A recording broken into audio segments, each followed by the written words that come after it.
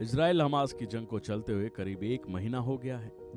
यकीन करें कि इस युद्ध की ऐसी तस्वीरें हैं जिसे आप देख भी नहीं सकोगे। तस्वीरें आपको पूरी तरह से झकझोर के रख देंगी। पहले हमास ने इजराइल में हमला करके बेकसूर लोगों की जान ली और अब इजराइल उसके बदले ना जाने कितने मासूमों को मौत के घाट उतार रहा है। गाजा का ऐसा हाल हो गया है मानो उन लोगों के पास अब कुछ नहीं बचा। उन लोगों ने अपनों को खो दिया और अपना घर बार भी खो दिया। तो वहीं अब इस जंग की चर्चा पूरी दुनिया में हो रही है। इस जंग ने दुनिया के कई देशों को 2 भागों में बांट दिया है।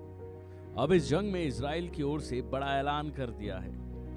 इस बीच इजराइल सेना ने दावा किया है कि उसने गाजा शहर को पूरी तरह से घेर लिया है, जिसके बाद उन्होंने गाजा पट्टी को 2 हिस्सों में भी बांट दिया है।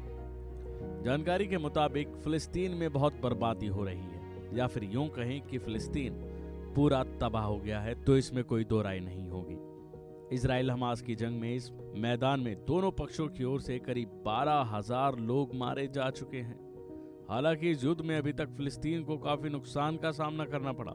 इजरायली सेना ने अब दावा किया है कि उसने गाजा शहर को पूरी तरह से घेर लिया है, जिसके बाद गाजा पट्टी को 2 हिस्सों में बांट दिया गया है। इस बारे में बीते दिन इजराइल सेना के प्रवक्ता डैनियल हगारी की ओर से एक बयान जारी किया गया।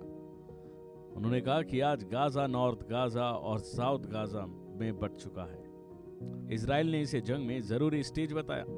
इजरायली मीडिया के मुताबिक ये दावा किया गया कि अगले 48 घंटों के अंदर इजरायली सैनिकों के गाजा शहर में एंट्री करने की उम्मीद है। तो वहीं बीती रात नॉर्थ गाजा में फिर बमबारी देखी गई। इजराइल और गाजा की खबरें अभी थमने का नाम ही नहीं ले रही। युद्ध की शुरुआत के बाद से गाजा में तीसरी बार कनेक्टिविटी पूरी तरह से बंद है। इस बात की पुष्टि एडवोकेसी ग्रुप netblocks.org और फिलिस्तीन टेलीकॉम कंपनी पाल्टेल की तरफ से की गई है। इसकी वजह से इजरायली सैन्य आक्रमण के नए चरण के बारे में जानकारी देना अब मुश्किल हो गया है, क्योंकि अब पता नहीं चल पाएगा कि अब इजराइल क्या करने वाला है। इस पर संयुक्त राष्ट्र फिलिस्तीन शरणार्थी एजेंसी के प्रवक्ता जूलियट टोमा ने एपी को बताया कि हमने UNRWA टीम के ज्यादा सदस्यों के साथ कनेक्शन खो दिया है।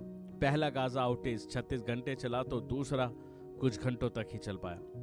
ये भी आपको बता दें कि इस दौरान इजराइल की तरफ से गाजा पट्टी पर बमबारी लगातार देखने को मिली है।